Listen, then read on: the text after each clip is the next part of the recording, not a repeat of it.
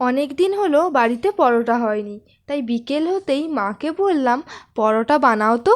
বাড়িতে একটি ফুলকপিও ছিল, তাই মা আজ পুর ছাড়া ফুলকপির পরোটা করছেন। প্রথমে গোটা একটি ফুলকপিকে ছোট ছোট করে কেটে নেবেন। ফুলকপিগুলি ভালোভাবে ধুয়ে পরিষ্কার করে সেদ্ধ করে নেবেন।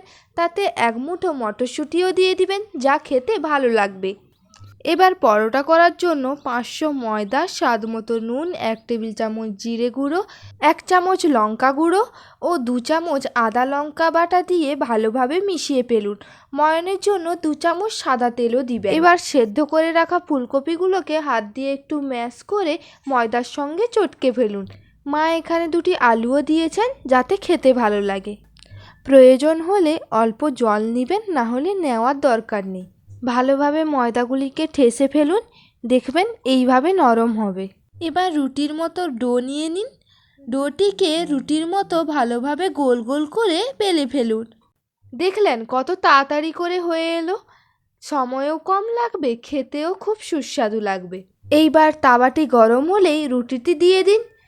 একবার উল্টেই মা এখানে ঘি ব্যবহার করেছেন। আপনারা ঘির পরিবর্তে সাদা তেলও ব্যবহার করতে পারেন। এই রকম একে একে পরোটাগুলি করে নিন। এইভাবে পুর দেওয়ার সমস্যা ছাড়াই ফুলকপির পরোটা বানিয়ে ফেলুন। দেখবেন খেতে তো দারুণ লাগবেই, আর সময়ও কম লাগবে। গরম তো প্রায় চলেই এলো, কিন্তু সন্ধেবেলার দিকে একটু একটু ঠান্ডা এখনও আছে, আর ফুলকপির দামও কম। তাই এই রকম গরম গরম ফুলকপির পরোটা সঙ্গে লাল লাল ও ঝাল ঝাল আলুর তরকারি হলে পুরো জমে যাবে। বা এইভাবে টমেটো কেচাপ দিয়েও খেতে পারেন, খেতে দারুণ লাগবে। ভিডিওটি ভালো লাগলে অবশ্যই লাইক শেয়ার করতে ভুলবেন না।